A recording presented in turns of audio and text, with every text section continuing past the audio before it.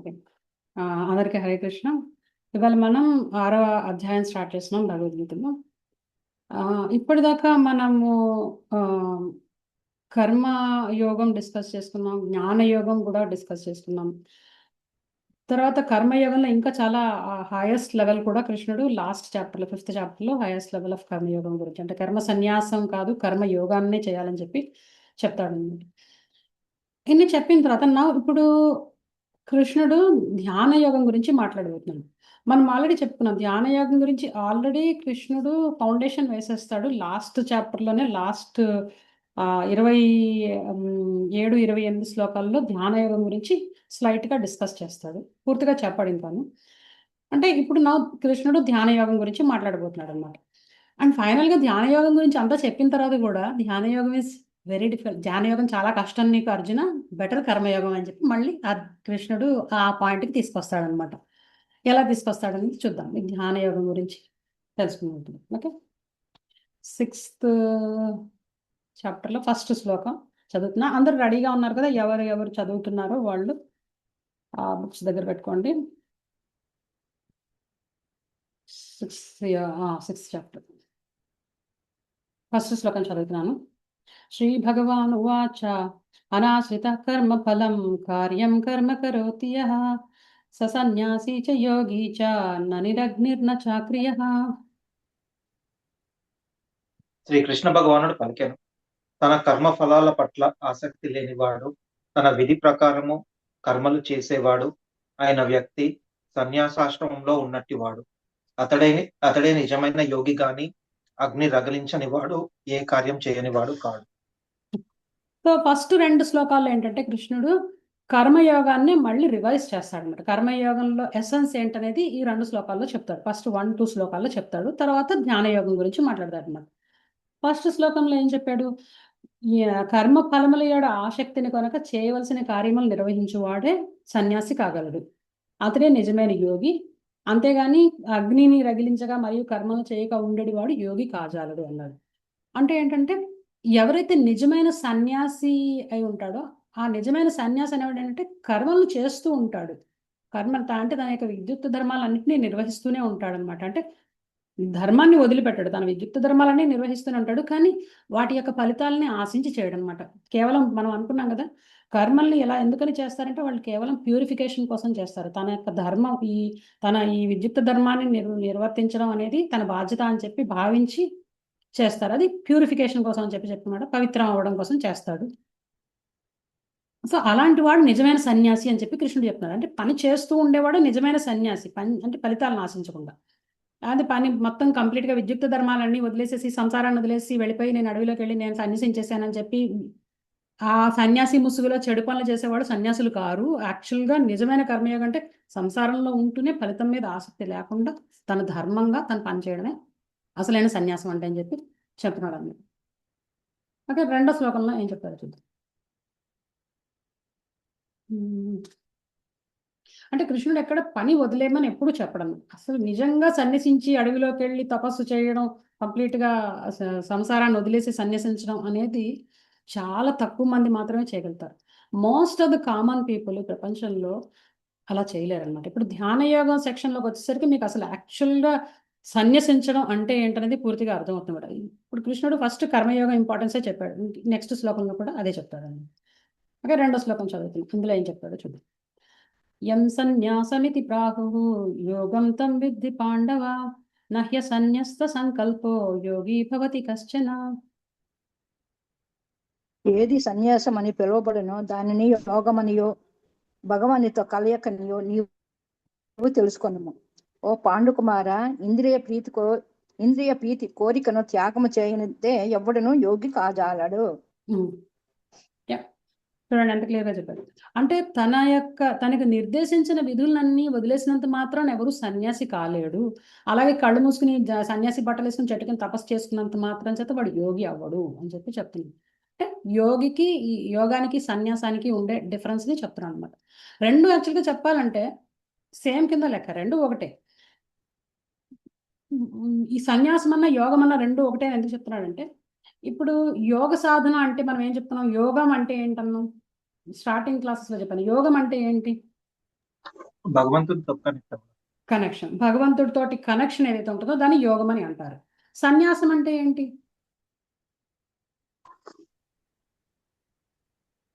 సన్యాసం అంటే ఏంటి? డిటాచ్మెంట్. డిటాచ్మెంట్. అదే డిటాచ్మెంట్ అంటే భవబంధాలన్నింటినీ వదిలేయడం అనమాట. ఓకే, బంధాలన్నింటినీ వదిలేయడం. యోగం అంటే భగవంతుడితోటి అనుసంధానించుకోవడం. ఇక్కడ వదిలేయడం, అక్కడ అనుసంధానించుకోవడం. అంటే భగవంతుడితో కలవడాన్ని యోగం అంటారు, దానికోసం ఇతర బంధాలు భవబంధాలన్నీ వదిలించుకోవడాన్ని సన్యాసం అంటారు అన్నమాట. రెండు యాక్చువల్గా ఒకటే చెప్పాలంటే, రెండు యాక్చువల్గా ఒకటే.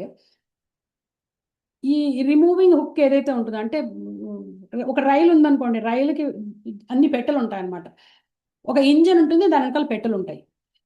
ఈ పెట్టెలు ఇంజన్తో తగిలించుకోవడం ఈ యోగం లాంటిది. ప్లాట్ఫామ్ వదిలేసి మూవ్ అవడం అనేది సన్యాసం లాంటిది అనమాట. అంటే మీకు అర్థమైందో లేదో. సో అంటే ఒకటి వదిలేయాలి, ఒకటి పట్టుకోవాలన్నమాట. పట్టుకునేది భగవంతుని, వదిలేసేది బంధాలని. సో రెండు ఒకటే అని. ఇంకా ఫైనల్ పాయింట్ ఏం చెప్తానంటే, ఒక అర్జున, నువ్వు యోగి కావాలనుకుంటే, నిజమైన యోగి కావాలంటే ఇంద్రియ తృప్తి అనే ఆ కోరికని వదిలేయాలి అని చెప్పి చెప్తున్నాడు. అంటే సెన్స్ ఎంజాయ్మెంట్ వదిలేయాలి అని చెప్పి చెప్తున్నాడు అనమాట. ఈ ఇంద్రియ తృప్తి చెయ్యాలి అని ఉంటే, ఇంద్రియకాంక్ష కనుక ఉంటే వాడు యోగి కాలేడప్పటికి అని చెప్పి చెప్తున్నాడు అనమాట. సో యోగానికి ఈ ఇంద్రియ తృప్తి కంప్లీట్గా ఆపోజిట్గా ఉంటుంది అనమాట. మనం ఎప్పుడైతే సెన్స్ ఎంజాయ్మెంట్ గురించి ఆలోచిస్తూ ఉంటామో మనం యోగంలో ఇన్వాల్వ్ అవ్వలేము అనమాట. అందుకని యోగ సాధనలో ముందుకెళ్ళాలంటే ఇంద్రియ తృప్తి అనేదాన్ని వదిలేస్తుండాలి స్లోగా. అది దీని తర్వాత క్లాసుల్లో ఇంకొంచెం క్లారిటీ వస్తుంది. ప్రస్తుతానికైతే యోగ సాధనలో ముందుకెళ్ళాలంటే ఇంద్రియ తృప్తి అనే ఆ డిజైర్ని వదిలేసేయాలి అని చెప్పి కృష్ణుడు చెప్తున్నాడు. ఆ డిజైర్ అంటే నువ్వు యోగి కాలేవు అన్నాడు. ఇప్పుడు నెక్స్ట్ శ్లోకాలకు వెళ్ళబోయే ముందు ఒకసారి మనం అసలు ధ్యాన యోగం అంటే ఏంటో చూద్దాం. ఇప్పుడు 3వ శ్లోకం నుంచి ధ్యాన యోగం గురించే మాట్లాడతారు కృష్ణుడు. ఫస్ట్ రెండు ఏంటంటే కర్మయోగం గురించి డిస్కస్ చేశాడనమాట. అసలు ధ్యాన యోగం అంటే ఏంటంటే, దీనిని అష్టాంగ యోగం అని కూడా అంటారు అనమాట. అష్ట అంగ అంటే ఏంటంటే 8 అంగాలు కలిగిన యోగం ఇది అని చెప్పి చెప్తున్నారు అనమాట. దాన్నే ధ్యాన యోగం అంటారు. ఈ అష్టాంగ యోగంలో ఈ 8 అంగాలు ఏంటంటే, ఫస్ట్ 4 అంగాలు యమ, నియమ, ఆసన, ప్రాణాయామ. 4 రకాల 4 అనమాట. 4 అంగాలు ఫస్ట్ యమ, నియమ, ఆసన, ప్రాణాయామం. యమ అంటే ఏంటంటే చేయకూడని పనులు అనమాట. కొన్ని పనులు చేయకూడదు. నియమం అంటే ఏంటంటే కొన్ని పనులు చేయాలన్నమాట. అంటే డూస్ అండ్ డోంట్స్. తర్వాత ఆసన స్థితి అంటే ఏంటంటే సిట్టింగ్ పోస్చర్. ఆ తర్వాత ప్రాణాయామం అంటే మన యొక్క బ్రీదింగ్ ఎక్సర్సైజెస్, బ్రీదింగ్ని కంట్రోల్డ్ బ్రీదింగ్ అనమాట. తర్వాత ప్రత్యాహారం. తర్వాత నెక్స్ట్ 4 స్టేజ్లు ఏంటంటే ప్రత్యాహారం, ధారణ, ధ్యాన, సమాధి. ఈవెన్ దో దీని ధ్యాన యోగం అయినప్పటికీ కూడా ఆ ధ్యానం అనేది ఎప్పుడు వస్తుంది? 6వ స్టేజ్లో వస్తుంది. అంటే ధారణ స్థితిలో ధ్యానం స్టార్ట్ అవుతుంది అనమాట. అంటే ధారణ స్థితి అంటే జస్ట్ ట్రై టు ఫోకస్ అనమాట. జస్ట్ అప్పుడే ధ్యానం అనే దానికి స్టార్టింగ్ అనమాట. స్టార్టింగ్ స్టేజ్ ఆఫ్ ధ్యానం ఇస్ ధారణ స్థితి అనమాట. తర్వాత నెక్స్ట్ స్టేజ్ ధ్యాన, అంటే కొంచెం ఫోకస్డ్ మెడిటేషన్ అనమాట. తర్వాత సమాధి స్థితి అనమాట. సమాధి అంటే అబ్జార్ప్షన్ అనమాట. కంప్లీట్గా లీనం అయిపోవడం అనమాట దాంట్లో, ఇంకా ఆ ధ్యానంలో. ఇప్పుడు ఈ స్టేజ్లు అంటే చూద్దాం. First don'ts do's and don'ts అని చెప్పాం కదా. యమం అంటే ఏంటంటే చేయకూడని పనులు. ఈ చేయకూడని పనులు ఏంటంటే ఒక 5 రకాల పనులు చేయకూడదు అని చెప్పి చెప్తారనమాట. ఆ 5 రకాల పనులు ఏంటంటే హింస చేయకూడదు, అంటే వాయిలెన్స్ చేయకూడదు, అంటే అహింసని పాటించాలి. తర్వాత అబద్ధాలు ఆడకూడదు, సత్యాన్ని పలకాలన్నమాట. ఆస్తేయం అంటారు. అహింస, సత్యం, ఆస్తేయం. ఆస్తేయం అంటే ఏంటంటే దొంగతనం చేయకూడదు అనమాట. వేరే వాళ్ళ వస్తువులు దొంగిలించకూడదు. తర్వాత బ్రహ్మచర్యం అంటే సెక్స్ డిజైర్ ఉండకూడదు, సెక్స్ నుంచి దూరంగా ఉండాలన్నమాట. బ్రహ్మచర్యాన్ని పాటించాలి. తర్వాత అపరిగ్రహం అంటే ఏంటంటే అంటే నేను నాది అనే భావన ఉండకూడదు అనమాట. నాది అనే భావన కూడా వదిలేసేయాలన్నమాట. ఇవి చేయకూడని పనులు. అంటే నాది అనే ఫీలింగ్ ఉండకూడదు, అంటే ఆ ఫీలింగ్ వదులుకోవాలన్నమాట. తర్వాత నియమాలు ఏంటంటే యమ ఫస్ట్ 5 చెప్పాను కదా. తర్వాత నియమాలు ఏంటంటే 5 థింగ్స్, చేయాల్సిన థింగ్స్ అనమాట. అదేంటంటే శౌచం అంటే శుభ్రత ఉండాలన్నమాట, క్లెన్లీనెస్ ఉండాలి.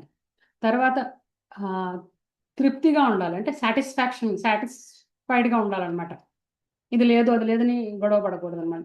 సాటిస్ఫాక్షన్తో ఉండాలి. తర్వాత తపస్సు అంటే బేసిక్గా ఏంటంటే తపస్సు అంటే డిసిప్లిన్ అనమాట. ఇంద్రియ నిగ్రహం ఉండాలన్నమాట తపస్సు అంటే. తర్వాత స్వాధ్యాయం. స్వాధ్యాయం అంటే గ్రంథాలన్నింటినీ అధ్యయనం చేయగలిగి ఉండాలన్నమాట. తర్వాత ఈశ్వర ప్రణిధానం అంటారు, అంటే పరమేశ్వరుడికి శరణాగతి చేయడం. ఫస్ట్ యోగ సాధనలో మొదటి మెట్టు ఏంటంటే ఈ డూస్ డోంట్స్ ఫాలో చేయడం నేర్చుకోవాలి. ఈ 5 డూస్ 5 డోంట్స్ ఏవైతే ఉన్నాయో అవన్నీ ఫాలో చేయడం నేర్చుకోవాలి. అవి ప్రాక్టీస్ చేస్తుంటే తర్వాత ఆసన స్థితి అవన్నీ తర్వాత వస్తాయన్నమాట. ముందు వీటిల్లోనే మనం స్థిరం అవ్వాలి. ఆ తర్వాత ఇంకా నెక్స్ట్ స్టేజ్ ఏంటంటే ఆసన స్థితిలో కూర్చుని బాడీ ఫిట్నెస్ ఉండాలన్నమాట.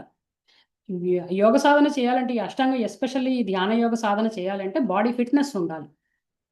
ఎందుకంటే ఆసన స్థితిలో అలా కొన్ని గంటల తరబడి కదలకుండా కూర్చోవాలి అంటే బాడీ ఫిట్గా లేకపోతే ఎట్లా కూర్చుంటాడు? నడునొప్పి వస్తుంది అనుకోండి, ఎలా కూర్చుంటాడు వాడు? స్థితిలో కూర్చోలేదు. సో ఆసన స్థితి సిట్టింగ్ పోస్టర్స్ అనమాట, ఎక్సర్సైజెస్ అవి చేయాలి. చేసి బాడీని ఫ్లెక్సిబుల్గా చేసుకుని ఆసన స్థితిలో కంటిన్యూస్గా కూర్చోగలిగి ఉండాలి. తర్వాత బాడీ ఫిట్ అయిన తర్వాత మైండ్ ఫిట్ అవ్వాలి. దానికి ప్రాణాయామం అనమాట. ప్రాణాయామంలో ఏంటంటే వాళ్ళ యొక్క శ్వాసని నియంత్రించి శ్వాసని రెగ్యులేట్ చేస్తారన్నమాట. పూరకం, రేచకం, కుంభకం ఇట్లా టైప్లో గాలి లోపలికి పీల్చి లోపల ఆపి బయటకు వదిలి, దాంతో ఏమవుతుందంటే మైండ్ కంట్రోల్లోకి వస్తుంది. ఈ ప్రాణాయామం వల్ల ఏంటంటే మైండ్ కంట్రోల్ వస్తుంది. మీరు ఒకసారి ఎప్పుడైనా చేసి చూడండి. ప్రాణాయామం చేస్తుంటే ఏమవుతుందంటే మీకు యూట్యూబ్లో చాలా టెక్నిక్స్ దొరుకుతాయి ప్రాణాయామం ఎలా చేయాలని. ప్రాణాయామానికి మైండ్కి చాలా లింక్ ఉంది. మన మైండ్ అజిటేటెడ్గా ఉంది అంటే దాన్ని కంట్రోల్ చేయాలంటే ఇమ్మీడియట్గా మీరు వెంటనే శ్వాస మీద దృష్టి పెట్టి బ్రీదింగ్ ఎక్సర్సైజెస్ చేయడం మొదలు పెట్టండి. ఆటోమేటిక్గా మైండ్ లోపల అజిటేషన్ తగ్గిపోతుంది. ఎందుకంటే మన లోపల పీల్చే గాలికి మైండ్కి చాలా దగ్గర సంబంధం అన్నమాట. మైండ్ని కంట్రోల్ చేయాలంటే శ్వాస ద్వారానే కంట్రోల్ చేయగలుగుతాం. అందుకని ప్రాణాయామం అనేది కంపల్సరీ ఈ యోగ సాధనలో చెప్పారు, అంటే ఈ అష్టాంగ యోగ సాధనలో. కోర్స్ ఇవన్నీ మనం కూడా చేయొచ్చు. యమ నియమాలు మనం పాటించవచ్చు, ఆసన స్థితి, ప్రాణాయామం, ఆ తర్వాత స్థితి కూడా మనం రావచ్చు. ఆ తర్వాత స్థితి అన్నీ చేయొచ్చు. బట్ ఈ పర్టికులర్ పాత్లో కృష్ణుడి రికమెండేషన్లు మనం పాటించలేం. అవేంటనేది చూద్దాం. సో ప్రాణాయామం బ్రీత్ కంట్రోల్ దగ్గర వచ్చిన తర్వాత స్థితి ఏంటంటే ప్రత్యాహారం అంటారు. ప్రత్యాహారం అంటే ఆహారం అంటే ఏంటి చెప్పండి? ఆహారం అంటే ఏంటి? ఫుడ్. ఆహారం అంటే ఫుడ్. ఒక్క నిమిషం, ఎవరు వచ్చారు? రాజలక్ష్మి గారు, హరే కృష్ణ అండి. ఓకే, ఆహారం అంటే ఫుడ్ చెప్పుకున్నాం కదా. ప్రతి ఆహారం అంటే ఏంటంటే నో ఫుడ్. ఆహారం అంటే ఫుడ్, ప్రత్యాహారం అంటే నో ఫుడ్. దేనికి నో ఫుడ్ అని చెప్తున్నారు ఇక్కడ?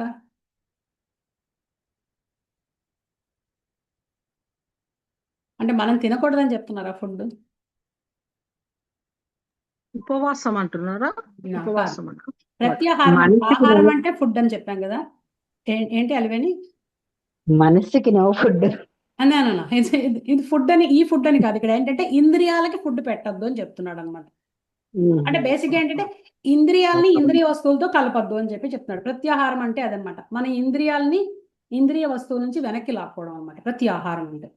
అంటే మన కళ్ళకి ఇంద్రియ వస్తువు, మన కళ్ళకి ఆహారం ఏంటి అంటే మంచి అందమైన ఫామ్స్, అందమైన రూపాలు అనమాట. అందమైన రూపం, లేకపోతే అందమైన ప్రదేశం, అందమైన దృశ్యాలు, ఇవన్నీ కూడా మన కళ్ళకి ఫుడ్. సో దానికి ఫుడ్ ఇవ్వకంటున్నాడు, కళ్ళు మూసుకోవాలన్నమాట. తర్వాత మన చెవులకి ఫుడ్ ఏంటంటే చక్కటి సంతోషం, మ్యూజిక్, నైస్ సౌండ్స్ ఉంటాయి కదా, దానికి చెవులకి ఇవ్వద్దని చెప్తున్నాడు. అన్ని క్లోజ్ చేయాలన్నమాట. నాలుగుకి ఆ ఫుడ్, యాక్చువల్ ఫుడ్ నాలుగుకి, అది కూడా ఇవ్వకూడదు. You have to close all your senses, which means no food అంటే మన ఇంద్రియాలని లోపలికి లాక్కోవాలి, క్లోజ్ చేసేయాలన్నమాట. ఇంద్రియాలని ఇంద్రియ వస్తువులతో జాయిన్ అవ్వకూడదు, క్లోజ్ చేసేయాలన్నమాట. అంటే ఇంద్రియాలని కంప్లీట్గా నిగ్రహించాలన్నమాట ఈ స్టేజ్లో. తర్వాత ధారణ స్థితి ఏంటంటే స్టార్టింగ్ ఆఫ్ మెడిటేషన్ అనమాట. ఇప్పుడు ధ్యాన స్థితికి ముందు స్థితిని ధారణ స్థితి అంటారు. మనం ట్రై చేస్తాం, మన మైండ్ని కంప్లీట్గా, మైండ్ అంతా రిలాక్స్ అయిపోయి మైండ్ ఫోకస్గా వచ్చేసింది మనకి ఈ ప్రాణాయామం దగ్గర. అక్కడ మైండ్ని పరమాత్మ మీద ఫోకస్ చేయడానికి ట్రై చేయాలన్నమాట. పరమాత్మ మీద, మనసులో లోపల ఉన్న పరమాత్మ మీద ఫోకస్ చేయడానికి ట్రై చేసే స్థితి ఇది ధారణ స్థితి అనమాట. దీని తర్వాత ధ్యాన స్థితి ఏంటంటే డీప్ ఫోకస్ అనమాట, అంటే ఇంటెన్స్ మెడిటేషన్ అనమాట. లోపల ఉన్న పరమాత్మ మీద ఇంటెన్స్ మెడిటేషన్ ఇది. ఎందుకంటే కళ్ళు మూసుకుంటారు కదా, కళ్ళు మూసుకుంటే లోపల ఉన్న పరమాత్మ కోసం మెడిటేషన్ ఇది. బయట ఎదురుకుండా మనం ఏం చూడక్కర్లేదు ఇంకప్పుడు. ధ్యాన స్థితిలో లోపల ఉన్న పరమాత్మ మీద డీప్ ఫోకస్ అనమాట. ఆ తర్వాత సమాధి స్థితి కంప్లీట్ అబ్జార్ప్షన్ అనమాట, లీనం అయిపోవడం, ఇంకా ఆ పరమాత్మ ధ్యానంలో లీనం అయిపోవడం అనమాట. ఓకే, సో ఇప్పటిదాకా కర్మయోగ సెక్షన్ గురించి చెప్పాడు కృష్ణుడు. సడన్ గా అష్టాంగ యోగ సెక్షన్లోకి తీసుకెళ్తున్నాడు. అంటే ఏంటంటే యోగా ల్యాడర్లో నెక్స్ట్ స్టెప్కి తీసుకెళ్తున్నాడు అనమాట. ఓకే, దాని తర్వాత స్థితి ఇది అని చెప్తున్నాడు. ఇప్పుడు ఈ స్థితిలో ఇప్పుడు ఈ యోగ సాధనలో కూడా కృష్ణుడు 2 స్టేజెస్ని చెప్తాడు. మనం అష్టాంగ యోగంలో 8 అంగాలు ఉంటాయని చెప్పుకున్నాం. ఈ 8 అంగాల అష్టాంగ యోగ సాధనలో కూడా 2 లెవెల్స్ ఉంటాయన్నమాట. ఫస్ట్ బేసిక్ బిగినర్ లెవెల్ స్థితి, రెండోది అడ్వాన్స్డ్ లెవెల్ అనమాట. బిగినర్ లెవెల్ని ఈ యోగ సాధనలో బిగినర్ లెవెల్ని ఆరురుక్ష అంటారు. నెక్స్ట్ స్థితిని ఆరూఢ అంటారు. అది ఇప్పుడు మనకి 3వ శ్లోకంలో బిగినర్ స్టేజ్ ఆఫ్ యోగా చెప్తాడు, 4వ శ్లోకంలో అడ్వాన్స్డ్ లెవెల్ ఆఫ్ యోగా గురించి చెప్తాడు అనమాట. ఓకే, ఇప్పుడు 3వ శ్లోకం చదువుతాం. ఇప్పుడు ఫస్ట్ కృష్ణుడు బిగినర్ ధ్యాన యోగ సాధనలో బిగినింగ్ స్టేజ్ని చెప్తున్నాడు ఇక్కడ. ఆ బిగినింగ్ స్టేజ్ పేరు ఆరురుక్ష. ఓకే, తెలుగులో ఉంటుంది, చూసుకోండి. 6.3 చదువుతున్నా. ఆరురుక్షోన్మునే యోగం కర్మ కారణముచ్యతే యోగారూఢస్య తస్యైవ శమ కారణముచ్యతే. అష్టాంగ యోగ పద్ధతిలోని ఆరంభ స్థితిలో ఉన్నవానికి కర్మ సాధనముగా చెప్పబడింది. అది వరకే యోగంలో ఉన్నతుడైన వానికి సమస్త భౌతిక కర్మల విరమణ సాధనముగా చెప్పబడింది. ఇక్కడ కృష్ణుడు ఏం చెప్తున్నా అంటే first beginner stage of yoga ఎలా ఉంటుందంటే దీన్ని ఆరురుక్ష స్టేజ్ అంటారు అనమాట. ప్రారంభ దశలో బిగినర్ స్టేజ్లో ఏ యోగ సాధన అయినా సరే కర్మని వదిలిపెట్టకూడదు. కర్మయే సాధనం అనమాట. వాళ్ళు నెక్స్ట్ లెవెల్కి వెళ్ళాలి, యోగ ఆరుఢ స్థితికి వెళ్ళాలి అంటే కర్మని చెయ్యాలి. అంటే విద్యుక్త ధర్మాలు ఈవెన్ ధ్యాన యోగ స్థితిలో కూడా ఫస్ట్ స్టేజ్లో బిగినింగ్ స్టేజ్లో వాళ్ళ విద్యుక్త ధర్మాలు వదిలేయకూడదు అని చెప్పి చెప్తున్నాడు. ఫస్ట్ నువ్వు నీ పనులు, నీ ధర్మాలన్నీ నిర్వర్తిస్తూ మనసు లోపల భగవంతుడి మీద అటాచ్మెంట్ పెంచుకుని ఇంకా కంప్లీట్గా నువ్వు అటాచ్ అయిపోయిన తర్వాత అప్పుడు నువ్వు బయటకు వెళ్ళి యాక్చువల్ యోగ సాధన చేసుకో, సన్యాసించేసా ఎప్పుడు అని చెప్పి చెప్తాడనమాట. ఫస్ట్ స్టేజ్, స్టార్టింగ్ స్టేజ్ యోగాలో ఎప్పుడు మన సంసార జీవితం వదిలేయమని ఎప్పుడు చెప్పడు కృష్ణుడు, పని వదిలేయమని అస్సలు చెప్పడు అనమాట. కంప్లీట్గా అంత అడ్వాన్స్డ్ స్టేజ్ వెళ్తే అప్పుడు ఆటోమేటిక్గా భగవంతుడే గైడ్ చేస్తాడు ఏం చేయాలనేది. అందుకని పనిని ఎప్పుడు వదిలిపెట్టకూడదు అని చెప్పి చెప్తున్నాడు. మన యొక్క ధర్మాల్ని మనకి ఏదైతే భౌతిక ప్రపంచంలో మనకి ఏదైతే ధర్మాలు ఉన్నాయో, దేహపరంగా ఏవైతే ధర్మాలు ఉన్నాయో అన్ని నిర్వర్తించాల్సిందే అన్నమాట. ఏది వదిలేయడానికి లేదు. కాకపోతే రిజల్ట్ గురించి అటాచ్మెంట్ వదిలేయాలి. ఎలా పనిచేసినా సరే రిజల్ట్ మీద అటాచ్మెంట్తో పని చేయకూడదు ఏ యోగ సాధనకైనా సరే అని చెప్పి చెప్తున్నాడు. కర్మ సాధనం ఫస్ట్ యోగ బేసిక్ స్టార్టింగ్ పాయింట్లో కర్మని సాధనంగా మొదలవుతుంది. నువ్వు పని చెయ్యాలి, తర్వాత నెక్స్ట్ లెవెల్కి అదే ఆటోమేటిక్గా తీసుకెళ్తుంది హార్ట్ ప్యూరిఫై అయ్యాక అని చెప్పి చెప్తాడు.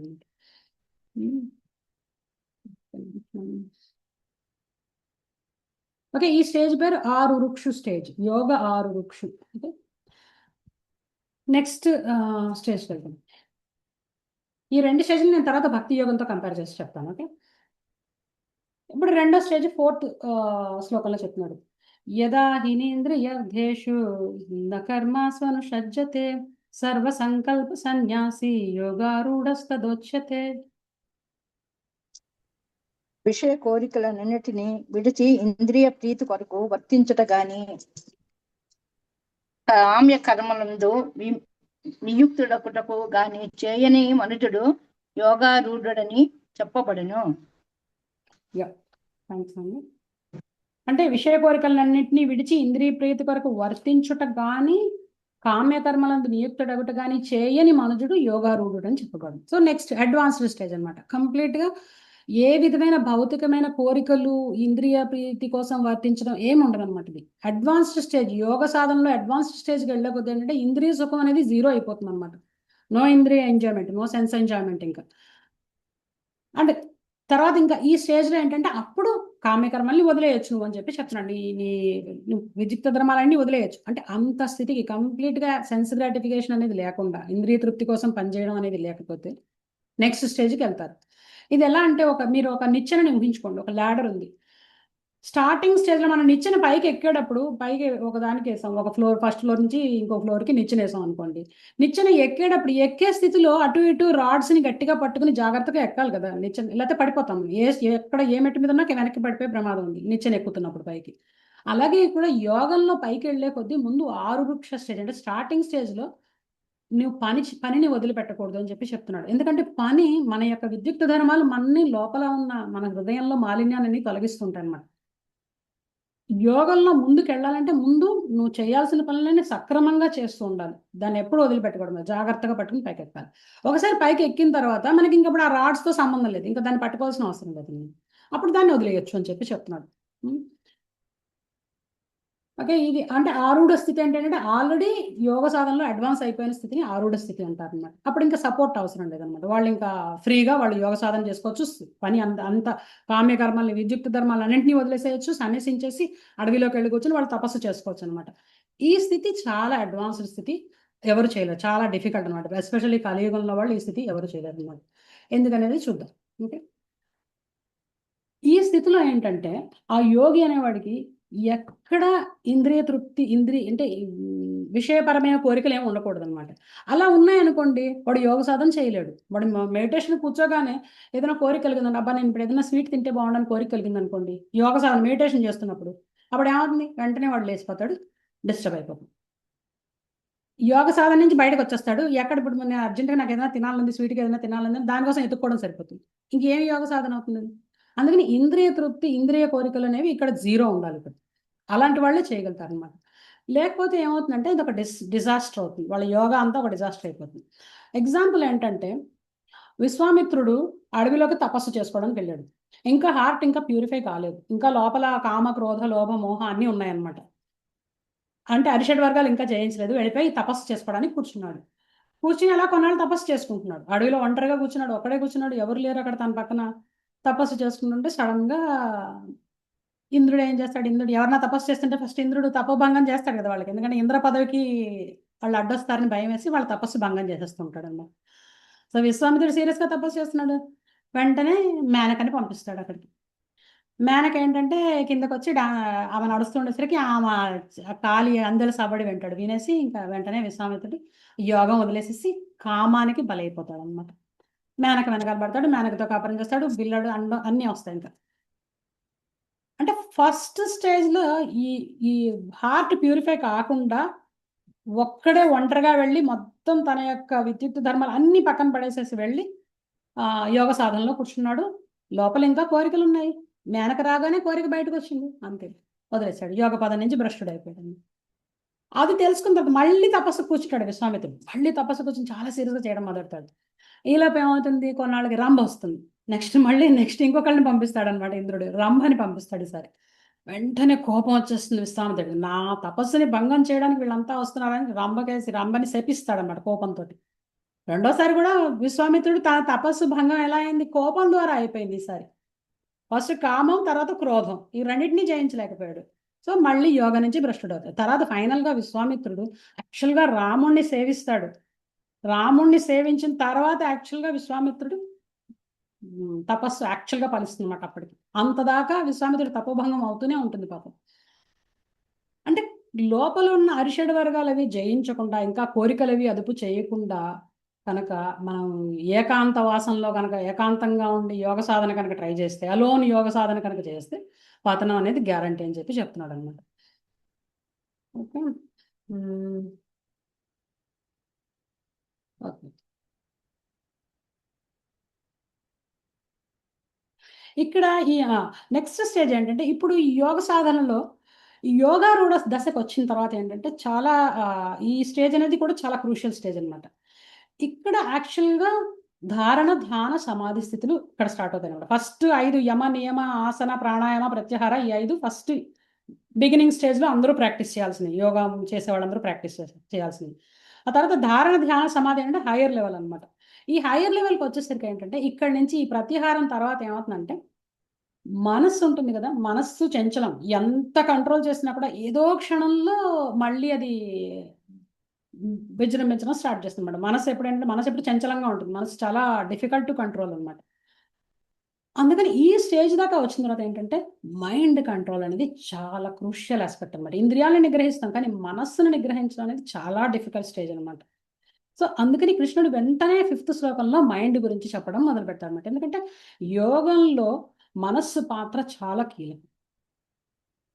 నాట్ యోగం, ఈవెన్ మెటీరియల్ లైఫ్లో కూడా మైండ్ పాత్ర చాలా కీలకం అనమాట. ఎందుకంటే మెటీరియల్ వరల్డ్లో ఇప్పుడు చాలా మంది మామూలు నార్మల్ వరల్డ్లో కూడా మీరు ఇప్పుడు చూస్తే మైండ్ తోటి ఫేస్ చేసే డిఫికల్టీస్ అన్నీ కావు. ఇప్పుడు చాలా మంది అదొక బ్రాడ్ స్పెక్ట్రమ్ ప్రాబ్లం లాగా అయిపోయింది అనమాట. అందరూ అందులోకి వచ్చేస్తున్నారు. మైండ్లో ఏదో విధమైన చిన్నపాటి కొద్దిపాటి తేడా ఉంటుంది అందరికీ. ఎందుకంటే అందరి మైండ్ ఒకలా పనిచేయదు, ఒక్కొక్కళ్ళ మైండ్ ఒక్కొక్కలా పనిచేస్తుంది. మనం కళ్ళు మూసుకుని ధ్యానం చేద్దామని కాసేపు కూర్చోగానే మన మైండ్ మనకు హారర్ మూవీ చూపిస్తుంది. లోపల భయాలు, ఇన్సెక్యూరిటీస్, ఆందోళనలు అన్ని బయటకు వస్తాయన్నమాట. చీకటి రూమ్లో కూర్చొని కళ్ళు మూసుకోగానే మనం పక్కన ఏమైనా వచ్చేసినట్టు ఇవన్నీ భయాలు, రకరకాల లేనిపోయిన ఇమాజినేషన్స్ అన్ని లోపల మైండ్లో స్టార్ట్ అవుతాయి అన్నమాట. ఇంద్రియాలను నిగ్రహించినప్పటికీ కూడా మనస్సును నిగ్రహించడం చాలా డిఫికల్ట్.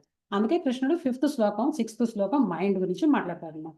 ఓకే, 5th శ్లోకం చెప్తాను, ఇది చాలా ఇంపార్టెంట్ శ్లోకం. ఓకే, ఉద్ధరేదాత్మనాత్మానం నాత్మానమవసాదయే ఆత్మైవైహాత్మనో బంధు ఆత్మైవారిపురాత్మనః. మనిషి తన మనస్సు సహాయంతో తనను తాను తప్పక ఉద్ధరించుకోవాలి గాని పతనం కలిగించుకోకూడదు. మనస్సు బద్ధజీవునికి మిత్రుడు, అలాగే శత్రువు కూడా అయి ఉన్నది. సార్ ఎంత క్లియర్గా చెప్పాడు, మనసు బద్ధజీవికి మిత్రుడు అలాగనే శత్రువు అయి ఉంటుందని చెప్పాడు. ఈ మైండ్ అనేది ఏంటంటే చాలా డిఫికల్ట్ థింగ్ టు కంట్రోల్ అన్నమాట. అర్జునుడు చెప్తాడు, మనకి అర్జునుడు ఎక్కడ చెప్తాడంటే భగవద్గీతలో కృష్ణుడు ఇదే చాప్టర్లో వస్తుంది, 34th శ్లోకంలో చెప్తాడు అనమాట. కృష్ణుడు అంతా చెప్పి మైండ్ కంట్రోల్ గురించి అంతా మాట్లాడిన తర్వాత అర్జునుడు అంటాడు, ఓ కృష్ణ, నేను సుడిగాలనైనా కంట్రోల్ చేయగలుగుతాను కానీ మనసుని మాత్రం కంట్రోల్ చేయలేను అని చెప్పి చెప్తాడు అన్నమాట. అంటే అంత డిఫికల్ట్. 5000 సంవత్సరాల క్రితం అర్జునుడి లాంటి వాడికి మనసు కంట్రోల్ చాలా డిఫికల్ట్ అని చెప్పి చెప్పాడు. మరి అలాంటిది మనకి సాధ్యమా మనసుని కంట్రోల్ చేయడం? ఈ మైండ్ని కంట్రోల్ చేయాలంటే ఫస్ట్ అసలు మైండ్ ఎలా పనిచేస్తుంది అనేది ఫస్ట్ కొంచెం తెలుసుకోవాలి. బేసిక్ థింగ్స్ మనకు ఆల్రెడీ అందరికీ చాలా నాలెడ్జ్ ఉంది మైండ్ గురించి. ఈ మైండ్ అనేది ఏంటంటే ఒక స్టోరేజ్ డివైస్ లాంటిది అనమాట. నార్మల్ స్టోరేజ్ డివైస్ కాదు ఇది, ఒక AI kind of storage device అనమాట. అంటే ఏఐ లాగా పనిచేస్తుంటుంది అనమాట స్టోరేజ్ డివైసే. కానీ దాని లోపల ఆల్రెడీ గత జన్మల తాలూకు స్టోరేజ్ అంతా లోపల కంపార్ట్మెంట్స్లో ఉంటుంది. ఈ లైఫ్లో ఏం జరుగుతుందంటే మనకి ఈ లైఫ్లో మనకు 5 గేట్వేస్ నుంచి లోపలికి ఇన్ఫర్మేషన్ వస్తుంటుంది. ఎవరికైనా తెలుసా ఆ 5 గేట్వేస్ ఏంటో? ఇన్ఫర్మేషన్ మైండ్లోకి వస్తూ ఉంటుంది. దేని నుంచి వస్తుంది?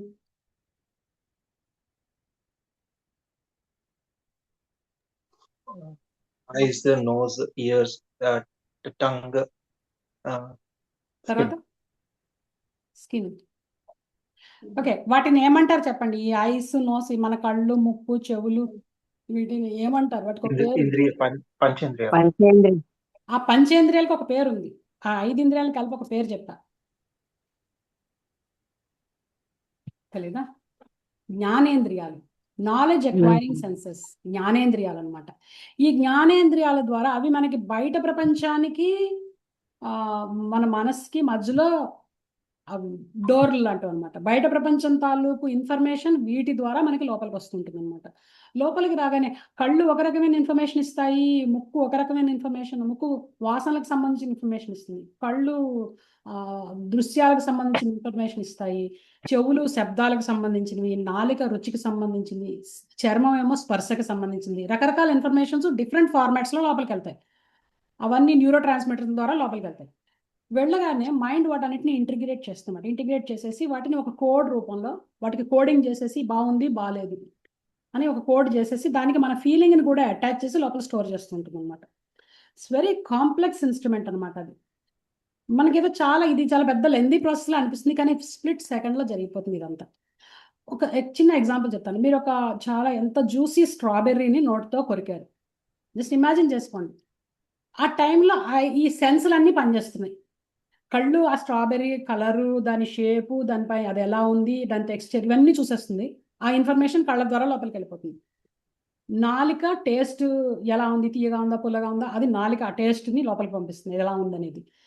తర్వాత ముక్కు దాని యొక్క అరోమా, ఫ్రెష్ అరోమా ఏదైతే ఉంటుందో అది కూడా లోపలికి పంపిస్తుంది. మన లోపల కొరుకుతాం కదా, లోపల ఆ స్కిన్ దాని యొక్క టెక్స్చర్ ఎలా ఉంది, రఫ్గా ఉందా మెత్తగా ఉందా అనేది లోపలికి వెళ్తుంది.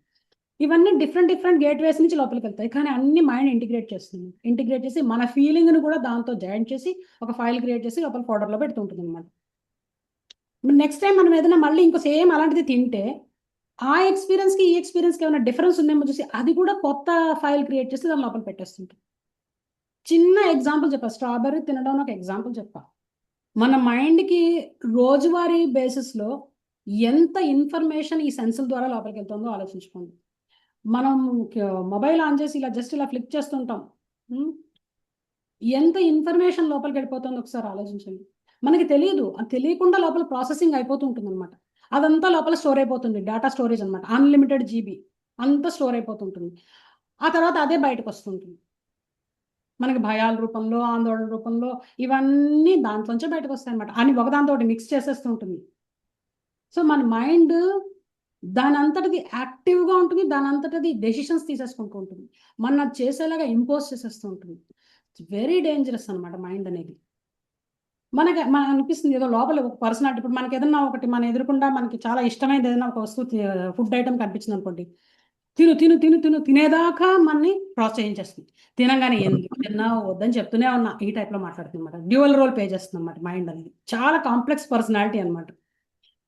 మన మైండ్ అనేది ఏంటంటే ఒక ఆపరేటింగ్ సిస్టమ్ లాంటిది, బ్రెయిన్ ఏంటంటే ఒక హార్డ్వేర్ అనమాట. బ్రెయిన్ హార్డ్వేర్, మైండ్ సాఫ్ట్వేర్ అనమాట. సో ఇంత కాంప్లెక్స్ ఇన్స్ట్రుమెంట్ని కంట్రోల్ చేయాలి అంటే టెక్నిక్ తెలిసి ఉండాలన్నమాట. టెక్నిక్ తెలియకపోతే యోగి అనేవాడు యోగ పదంలో ముందుకు వెళ్ళలేడు అన్నమాట. Mind control is very crucial అనమాట. అందుకని కృష్ణుడు ఏం చెప్పినాడు ఇక్కడ, నీ మైండ్, నీ మనస్సు యొక్క సహాయంతో నిన్ను నువ్వు ఉద్ధరించుకోవాలి. నిన్ను నువ్వు మనసు సాయంతో డిగ్రేడ్ చేసుకోకూడదు. నువ్వు మనసు, చాలా మంది మైండ్ ఎలా పనిచేస్తుంటే సూసైడల్ టెండెన్సీస్ ఇవన్నీ మైండ్లోనే ఉంటాయి, వేరే ఎక్కడి నుంచి బయట నుంచి రావు, మన మనసులోనే ఉంటాయి అనమాట. చాలా మందికి వేరే సాడిస్టిక్ ప్రొపెన్సిటీస్ ఇవన్నీ కూడా మనసుల్లోనే ఉంటాయి. వాళ్ళ మనసే వాళ్ళకి శత్రువులా పనిచేస్తుంది అనమాట. శత్రువులా పనిచేసి వాళ్ళని పతనం చెందేలా చేస్తుంది అనమాట. ఈ రేపులు, మర్డర్లు ఇవన్నీ ఎందుకు జరుగుతాయంటే బికాజ్ వాళ్ళ మైండ్లో ప్రాబ్లం అదంతా. దాన్ని బయటకు ఎక్స్పోజ్ చేస్తున్నారు వాళ్ళు, బయట వాళ్ళ వేరే వాళ్ళ మీద చూపిస్తున్నారు అది. ఈ హింస, గృహహింస ఇవన్నీ జరిగేవన్నీ కూడా బికాస్ ఆఫ్ మెంటల్ ప్రాబ్లమ్స్ అన్నీ, తెలుసా. సో అందుకని మైండ్ కంట్రోల్లో లేకపోవడం వల్ల ఇన్ని దారుణాలు జరుగుతున్నాయి అన్నమాట. ఏం చెప్తున్నాడు కృష్ణుడు, ఆ మనసు సాయంతో నిన్ను నువ్వు ఉద్ధరించుకోవాలి. ఆ మనసు నువ్వు కంట్రోల్ చేయగలిగితే మనసే నీకు బెస్ట్ ఫ్రెండ్ అవుతుంది. కంట్రోల్ చేయలేకపోతే నీ మనసే నీకు గ్రేటెస్ట్ ఎనిమీ అవుతుంది అని చెప్పాడు. జనరల్గా శత్రువు, మనకి ఫ్రెండ్ అంటే ఎలా ఉంటాడో తెలుసు మనకి. ఫ్రెండ్ అంటే మనతోటి మంచిగా ఉంటాడు, మనం చెప్పిన మాట వింటాడు, మనకి ఏదైనా కావాలంటే హెల్ప్ చేస్తాడు.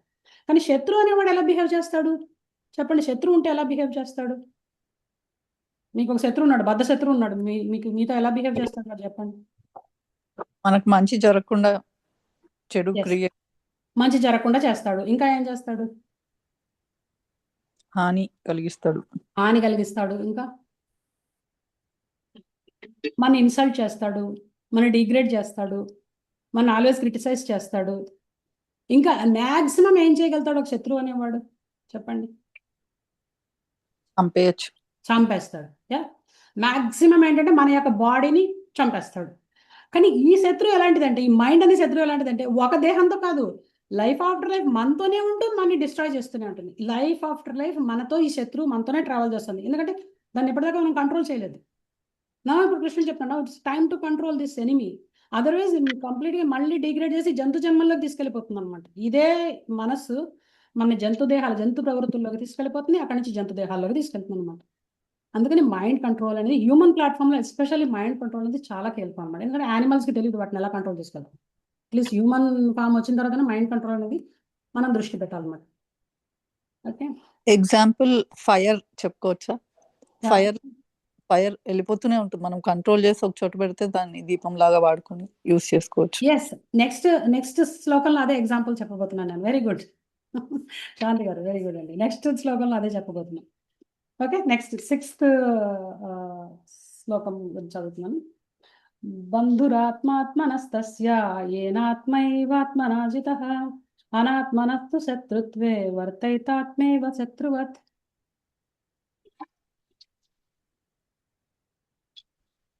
మనస్సును జయించిన వానికి మనస్సే ఉత్తమ మిత్రుడు, కానీ అట్లు చేయలేని వానికి అతని మనస్సే గొప్ప శత్రువుగా వర్తించును. సరే, మనస్సు కంట్రోల్ చేసిన వాడికి మనసే బెస్ట్ ఫ్రెండ్ అవుతుంది. ఎందుకని మనస్సు గురించి ఇంతలా చెప్తున్నాడు అంటే, లాస్ట్ మినిట్లో మన దేహాన్ని వదిలేసే టైంలో మనకి మనస్సు ఒక్కటే మనకి హెల్ప్ చేయగలదు. మన శరీరం హెల్ప్ చేయలేదు, ఎందుకంటే శరీరం ఆల్రెడీ శిథిలం అయిపోతుంది ఆ టైంకి. లాస్ట్ మినిట్లో దేహాన్ని వదిలేసే టైంలో బాడీ అంతా కంప్లీట్గా పాడైపోతుంది.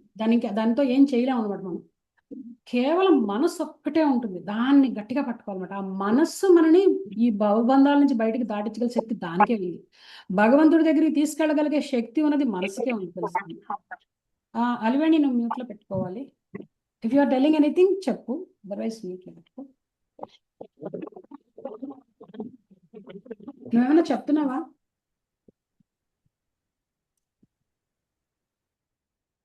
ఓకే. సో మనస్సు ఎందుకు క్రూషియల్ అంటే లాస్ట్ మినిట్లో భగవంతుడి గురించి మనకు స్మరణ రావాలి అంటే అంతే నారాయణ స్మృతి అంటారు కదా, స్మృతి ఎక్కడి నుంచి వస్తుంది? మనసులోంచి వస్తుంది. సో మనసులో భగవంతుడు రావాలి అంటే లాస్ట్ మినిట్లో మైండ్ చాలా ఇంపార్టెంట్.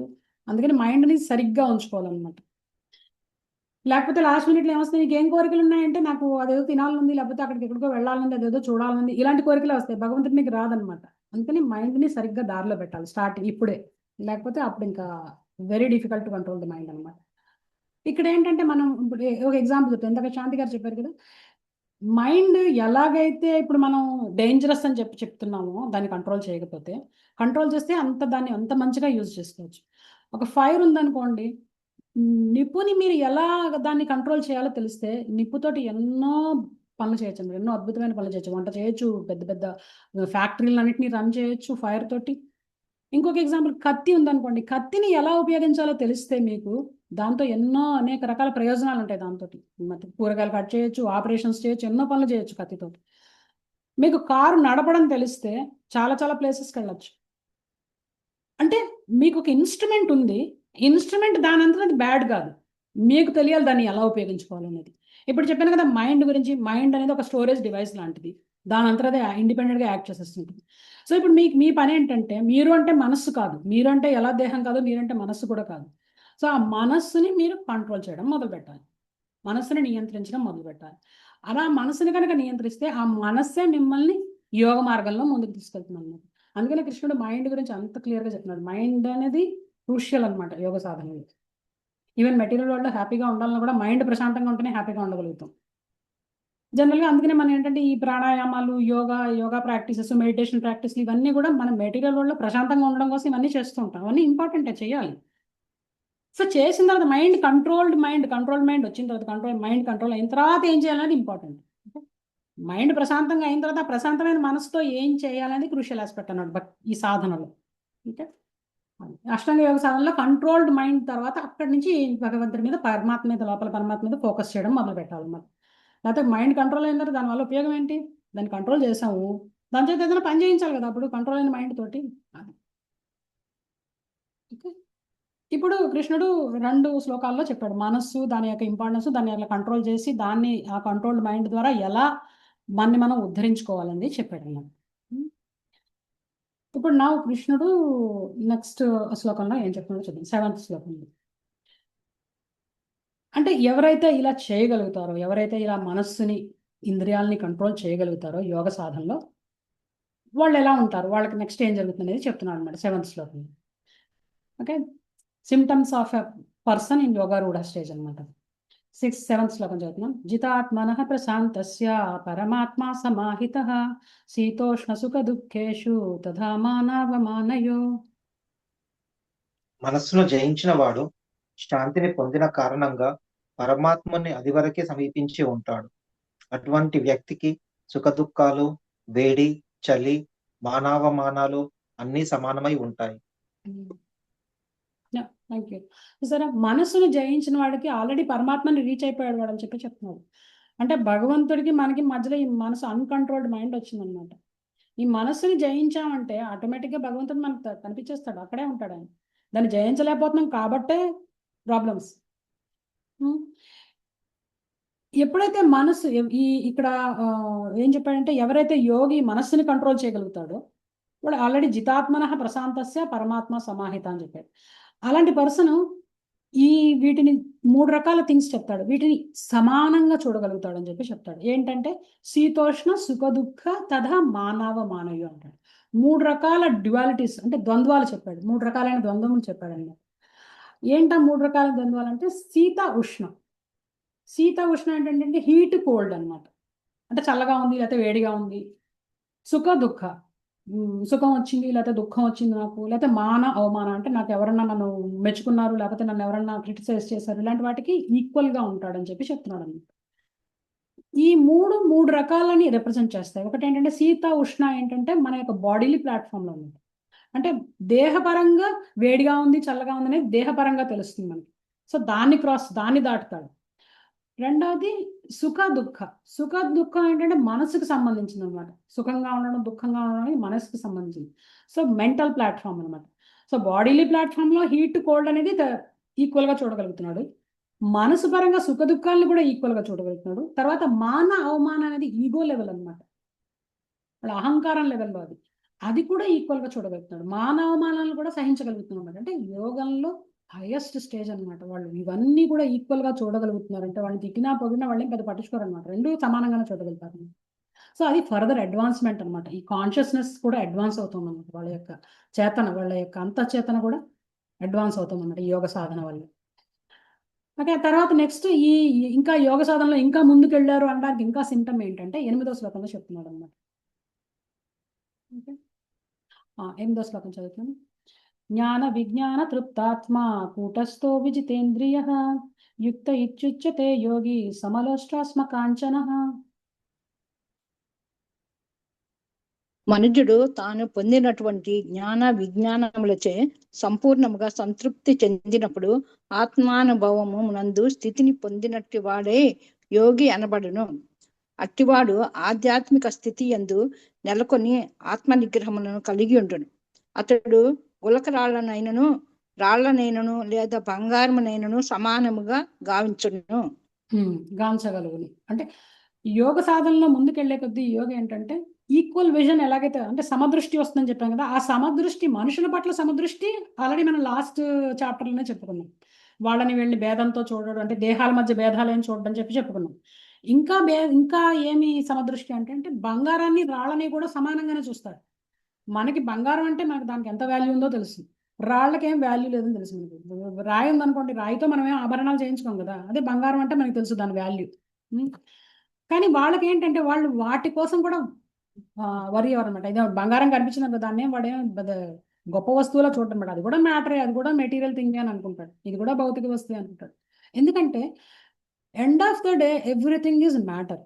మనం ఒకసారి అన్ని ఆలోచిస్తే ఈ ప్రపంచంలో ఎంత వాల్యుబుల్ జ్యువెల్ అయినా సరే, ఎంత డైమండ్స్ అయినా సరే, బంగారం అయినా సరే, ఏదైనా సరే చివరికి వచ్చేసరికి అంత భౌతిక పదార్థమే. అది ఒక భౌతిక పదార్థానికి వాల్యూ ఉంది, ఒక భౌతిక పదార్థానికి వాల్యూ లేదు. రాళ్ళకి వాల్యూ లేదు, బంగారానికి వాల్యూ ఉంది, వజ్రాలకి వాల్యూ ఉంది. కానీ యోగి దృష్టిలో వాడేంటంటే వాడి కాన్షియస్నెస్, వాడి యొక్క చిత్తం పైకి ఇంకా అడ్వాన్స్డ్ స్టేజ్లో ఉన్నప్పుడు ఏంటంటే వాళ్ళకి ఇవన్నీ కూడా భౌతిక పదార్థాల కింద చూస్తారు అనమాట. దానికి పెద్ద వాల్యూ ఇవ్వరనమాట. మనకి యాక్చువల్గా ఒక స్టోరీ ఉంది. ఒక గొప్ప భక్తుడు సనాతన గోస్వామి అని ఒక భక్తుడు ఉండేవాడు అనమాట. ఆయన దగ్గర పారస్మణి అని ఉండేదన్నమాట. ఆ పారస్మణి ఏంటంటే రోజుకి దానికి ఏదైనా దాంతో తగిలిస్తే అది బంగారం అయిపోతుంది అనమాట. మీరు తీసుకెళ్ళి రాయిని దానికి తగిలిస్తే అది బంగారం అయిపోతుంది. అలాంటి శక్తి గల మణి ఉందన్నమాట ఆయన దగ్గర, ఆ సనాతన గోస్వామి దగ్గర. ఆయన గొప్ప భక్తుడు, ఆయనకు ఆ మణితో పని ఏమిటి? ఇంకా ఆయన ఏం చేస్తాడు, ఆ మణి అక్కడ ఆయన దగ్గర ఉంటుంది. ఆయనకి ఎవరో బహుకరిస్తారు, ఆయన భక్తుడని తెలిసి ఈయన నీ దగ్గర పెట్టుకోండి స్వామి అని ఆ మణి ఆయనకి ఇచ్చి వెళ్తారు. ఆయన ఏం చేస్తాడంటే ఆ మణిని పక్కన డస్ట్బిన్లో పడేస్తాడు. ఎందుకు దీనివల్ల ఉపయోగం ఏంటి, నాకు నా భజన డిస్టర్బ్ అవుతుందని చెప్పి డస్ట్బిన్లో పడేసేసి ఆయన భజన చేసుకుంటూ ఉంటాడు. ఈ లోపు అక్కడికి ఒక దొంగ వస్తాడు. దొంగకి తెలుస్తుంది అనమాట, ఈయన దగ్గర ఈ పారస్మణి ఉంది, నేను తీసుకెళ్ళిపోదాం ఈ పారస్మణిని అనుకుని వచ్చేసి స్వామి ఆయనకి సేవ చేస్తూ ఉంటే ఆయన అంటాడు, ఏం కావాలి నాయన నీకు, నాకు సేవ చేస్తున్నావు ఏంటంటే, మీ దగ్గర పారస్మణి ఉంది కదా, నాకు ఇస్తారా అని అడుగుతాడండి. కరెక్టే ఉంది నా దగ్గర, అది నిన్నే చూసి డస్ట్బిన్లో పెట్టాను, చూసుకో అక్కడ చెత్తబుట్టలో పడేసాను చూడు అంటాడు. అనేసరికి వీడు గబగబా వెళ్ళి చెత్తబుట్టలో చూస్తే చెత్తబుట్టలో పారస్మణి ఉంటుంది. ఉండేసరికి ఇంకా వాడు ఆశ్చర్యపోతాడు, ఏంటి ఇంత గొప్ప విలువైన దాన్ని చెత్తలో పడేసాడంటే ఈయన దగ్గర ఇంకెంత విలువైందో అనుకుంటాడు. అనుకుని స్వామి నాకు ఇది వద్దు, నాకు మీ దగ్గర ఇంకా విలువైంది ఉంది, అది కావాలి నాకు అంటాడు. అయితే అప్పుడు ఆయన ఏంటంటే, నువ్వు దీన్ని పారస్మణి తీసుకెళ్ళి నదిలో పడేసిరా, అప్పుడు నీకు నా దగ్గర ఉన్న విలువైంది ఇస్తాను అంటాడు. సరే అని చెప్పి వీడు ఆ దొంగ పారస్మణి తీసుకెళ్ళి నదిలో పడేసి వచ్చి, స్వామి ఇప్పుడు చెప్పండి మీ దగ్గర ఉన్న విలువైంది ఇవ్వండి నాకు అంటాడు. అంటే అప్పుడు భగవంతుడు భక్తి ఇస్తాడు అనమాట. ఇది అన్నిటికన్నా విలువైంది తీసుకో అని చెప్పిస్తే అప్పుడు ఈవెన్చువల్లీ వాడు కూడా భక్తుడు అవుతాడు అన్నమాట. సో అంటే యోగ పదంలో అడ్వాన్స్ అయిన వాళ్ళు, ఈవెన్ ఏ యోగ పదం, భక్తి యోగ పదంలో అయినా సరే అడ్వాన్స్ అయిన యోగి లక్షణాలు ఇలాగే ఉంటాయి అన్నమాట. వాళ్ళు వీటిని ఇలాంటి భౌతికపరమైన ఇది వాల్యూ ఉంది, దీనికి వాల్యూ లేదు అని చూడరు అనమాట. వాళ్ళకి ఏది భగవంతుడి సేవలో వాళ్ళకి వినియోగపడుతుందో దానికి వాళ్ళు వాల్యూ ఇస్తారు అంతే. మనకు మెటీరియల్ టర్మ్స్లో దీనికి వాల్యూ ఉందని మనం బంగారాన్ని కొని పక్కన పెట్టుకుంటాం, కానీ వాళ్ళకి అది భగవంతుడి సేవలో ఉపయోగపడితే దాన్ని ఉపయోగిస్తారు వాళ్ళు. అందుకని దాన్ని వాళ్ళ కోసం ఎప్పుడు వాడతారండి. సో అది అడ్వాన్స్మెంట్, యోగాలో అడ్వాన్స్ అవుతున్నారనడానికి లక్షణాలు ఉన్నాయి. బంగారాన్ని రాళ్ళని కూడా సమదృష్టితో చూడగలుగుతారని చెప్పి చెప్తున్నాడు. ఓకే, నెక్స్ట్ 9th శ్లోకం. సో ఇవాళ 16 అనుకున్నాను, కానీ ఎన్ని అయితే అన్నీ చెప్తాను, ఎందుకంటే నేను ఫాస్ట్గా వెళ్తే మీరు కొంచెం కన్ఫ్యూజ్ అవుతున్నారని అనిపించింది. Let us go bit slow, will see. Next 9th శ్లోకం చదువుతున్నాం. సుహృన్మిత్రార్యుదాసీనా మధ్యస్థాద్వేష బంధుషు స్వాదుష్యపి చ పాపేషు సమబుద్ధిర్విశిష్యతే. నీతివంతులైన శ్రేయోభిలాషులను, అనురాగము కలిగిన మిత్రులను, తటస్థులను, మధ్యవర్తులను, ద్వేషించే వారిని, బంధువులను, శత్రువులను, పుణ్యులను, పాపులను సమాన బుద్ధితో ఆదరించే వ్యక్తి మరింత పురోగమించిన వానిగా పరిగణించబడతాడు. సో అంటే వీళ్ళు ఇంకా వ్యక్తుల మధ్య కూడా భేదాలను చూడరు అనమాట. యోగ పదంలో ముందుకు వెళ్ళే కొద్దీ ఈ డిఫరెన్సెస్ కూడా పోతాయన్నమాట. వీడి శత్రువా, లేకపోతే వీడు నా మిత్రుడా, వీడు మంచివాడా, చెడ్డవాడా, వీడు పాపాత్ముడా, లేకపోతే పుణ్యాత్ముడా, ఇవన్నీ చూడరనమాట. ఈక్వల్ విజన్తో అందరినీ సమదృష్టితో చూస్తాడు అనమాట. అందరినీ అప్లిఫ్ట్ చేయడానికి ట్రై చేస్తాడు. మన జనరల్గా మన దగ్గరికి వచ్చేసరికి మనం ఏంటంటే, మనం మిత్రుడిని ట్రీట్ చేసినట్టు శత్రువుని ట్రీట్ చేయం. శత్రువుని కొంచెం జాగ్రత్తగా వాటితో కేర్ఫుల్గా ఉంటాం, అంటే దూరంగా పెడతాం అనమాట. మనం మంచి కోరే వాళ్ళతో మనం మంచిగా ఉంటాం, మన చెడు కోరే వాళ్ళతో మనం వాళ్ళని ఈవెన్ దో మనం చెడు కోరకపోయినా వాళ్ళని దూరంగా అయితే ఉంచుతాం. ఎవరైనా మన ఈగో హర్ట్ చేశారనుకోండి, వాళ్ళ జోలికి వెళ్ళడం అసలు మనం వాళ్ళ జోలికి, ఎందుకంటే వాళ్ళు మన ఈగో హర్ట్ చేస్తున్నారంటే మనకి అంతకన్నా దారుణం ఇంకోటి అనిపించదు అనమాట. ఓకే, వీడిని దూరంగా పెడతాం, ఇంకా అనవసరంగా నేను హర్ట్ అవుతున్నాను అని చెప్పి వాడిని పక్కే పెట్టేస్తాను. మనం ఈక్వల్గా ట్రీట్ చేయలేం వాళ్ళని, ఈవెన్ దో ఎంత అనుకున్నా కూడా మనం ఈక్వల్గా అయితే చూడలేం అనమాట. ఎప్పుడు కేర్ఫుల్గానే ఉంటాం అనమాట. సో ఇలాంటి మైండ్ సెట్ రావాలి, అందరినీ ఈక్వల్గా చూడాలి అంటే, ఇలాంటి మైండ్ సెట్ రావాలంటే అంటే జ్ఞాన వైరాగ్యాలు అనేవి ఉండాలన్నమాట. నాలెడ్జ్ ఉండాలి, తర్వాత వైరాగ్యం ఉండాలి. అప్పుడు కానీ వాడు ఇలాంటి దృష్టి రాదన్నమాట. సో యోగ సాధనలో ముందుకు వెళ్ళే కొద్దీ ఇలాంటి క్వాలిటీస్ అన్నీ వస్తుంటాయి. నెక్స్ట్ 10th శ్లోకం చదువుతున్నాం. ఓకే. యోగి యుంజీత సతతం ఆత్మానం రహసి స్థితః ఏకాకీయత చిత్తాత్మా నిరాశీర పరిగ్రహః. యోగి అయిన వాడు తన దేహమును, మనస్సును, ఆత్మను సదా భగవానుని సంబంధములోనే నియుక్తము చేసి ఒంటరిగా ఏకాంత స్థలమునందు నివసించుచు సావధానముగా మనస్సును నియమింపవలను. అతడు కోరికల నుండి మరియు సమస్తమును కలిగి ఉండవలనని భావన నుండి విముక్తుడై ఉండవలను. సో ఇక్కడ దాకా వచ్చిన తర్వాత ఇంత సమదృష్టి, అంత బంగారాన్ని రాళ్ళని కూడా ఈక్వల్ గా చూడగలిగే స్థితి, అందరినీ శత్రువుని మిత్రుని కూడా సమంగా చూడగలిగే స్థితి వచ్చినప్పుడు ఏంటంటే, వాళ్ళు అప్పుడు యాక్చువల్గా వాళ్ళు అడవిలోకి వెళ్ళి ఒంటరిగా ఉండి ఏకాంత స్థలంలో వాళ్ళు యోగ సాధన చేయొచ్చు అని చెప్పి చెప్తున్నాను అనమాట. ఈ స్థితి వచ్చిన తర్వాతే నీ యొక్క విద్యుత్ ధర్మాలన్నీ వదిలేయచ్చు, నువ్వు ఒంటరిగా అడవిలోకి వెళ్ళి నువ్వు ఒక్కడివి యోగ సాధన చేసుకోవచ్చు అనమాట. అంటే లివ్ అలోన్. ఈ ఫ్యామిలీని ఇప్పుడు నువ్వు యోగ సాధన చేయడానికి నేను ధ్యాన యోగ సాధన, అష్టాంగ యోగ సాధన చేస్తాను పదండి అని చెప్పి ఫ్యామిలీని అంతటినీ తీసుకెళ్ళలేం. సో ఫ్యామిలీని వదిలేయాలి. ఫస్ట్ థింగ్ ఏంటంటే, అడవిలోకి వెళ్ళి సన్యసించి కంప్లీట్గా అడవిలోకి వెళ్ళి ఉండి నువ్వు యోగ సాధన చేయాలంటే ఫ్యామిలీ తోటి attachment cut. Okay, live in seclusion వదిలేయాలన్నమాట. ఫ్యామిలీని వదిలేయాలి, లివ్ ఇన్ అలోన్, ఒంటరిగా ఉండాలి. నిరాశి అంటే no attraction for material positions. అంటే ఏ విధమైన నీతో పాటు ఏ బ్యాగేజ్ పట్టుకెళ్ళడానికి లేదు. పెట్టిలోకి బట్టలు పట్టుకెళ్ళి కొన్ని సామాన్లు వంట చేసుకోవడానికి ఇవేం పట్టుకెళ్ళడానికి లేదు. It completely depend on nature అనమాట. అంటే ఈ మైండ్ సెట్ వచ్చిన తర్వాత ఇంకేం పట్టుకెళ్ళడం, కనీసం ఒక చెంబు కూడా పట్టుకెళ్ళడానికి లేదు.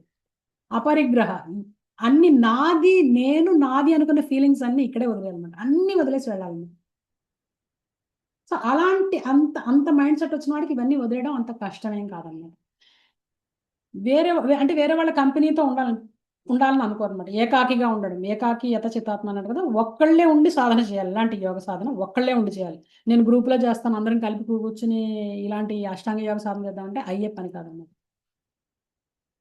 యాక్చువల్గా కలియుగం పీపుల్కి అష్టాంగ యోగ సాధన అనేది చాలా డిఫికల్ట్. కృష్ణుడు అది మనకి చెప్పకనే చెప్తుంటాడు. మరి కలియుగంలో పీపుల్ ఏంటంటే, మనకి కంపెనీ కావాలి, మనకి ఫ్రెండ్స్ కావాలి, ఫ్యామిలీ ఫ్రెండ్స్.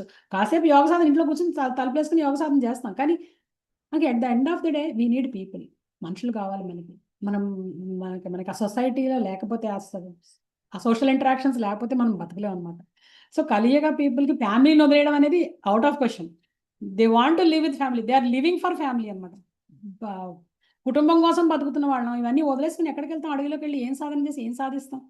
సాధించడం. అందుకని అష్టాంగ యోగ సాధన అనేది మనలాంటి వాళ్ళకి సంబంధించింది కాదండి. అంటే కావాలంటే ఏదైనా ఫారెస్ట్కి వెళ్ళి కాసేపు హాలిడే లాగా ఎంజాయ్ చేసి ఒక 4 రోజులు క్యాంపింగ్కి వెళ్ళి రావచ్చు.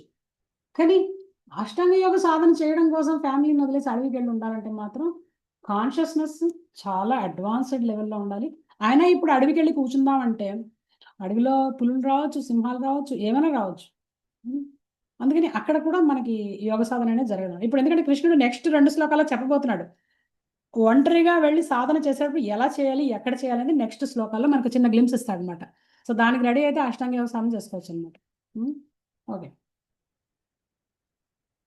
ఇక్కడ చూద్దాం. ఇప్పుడు నెక్స్ట్ 2 శ్లోకాల్లో ఇప్పుడు కృష్ణుడు ఇలా ఒంటరిగా ఈ ఈ స్థితి వచ్చిన తర్వాత వాళ్ళు ఆ ఏకాంత స్థలమును నివసించుచు సావధానంగా మనసును నియమింపవలను, ఇవన్నీ చెప్పాడు కదా. ఇప్పుడు ఏం చేయాలి? ఇప్పుడు ఏకాకి ఒక్కళ్ళే వాళ్ళు ఫారెస్ట్కి వెళ్ళారు. వెళ్ళిన తర్వాత ఇప్పుడు ఏం చేయాలనేది చెప్తున్నాడు. ఈ 2 శ్లోకాల్లో చెప్తాడు అన్నమాట. శుచౌ దేశే ప్రతిష్టాప్య స్థిరమాసనమాత్మనః చితం నాతి నీచం చైలచీన కుచోత్తరం తత్తైకాగ్రం మనః కృత్వా యతచిత్తేంద్రియక్రియః ఉపవిశ్వాసనే యుంజేత్ యోగం ఆత్మవిశుద్ధయే.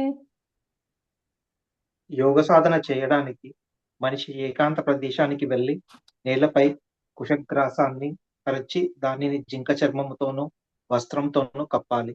ఆసనం మరీ ఎత్తుగాను మరీ పల్లంగాను ఉండక పవిత్రమైన స్థానంలో ఉండాలి. తరువాత యోగి దానిపై స్థిరంగా కూర్చుండి మనో ఇంద్రియ కలాపాలను నిగ్రహించి మనస్సును ఏకాగ్రపరిచి హృదయ శుద్ధి కొరకు యోగ సాధన చేయాలి.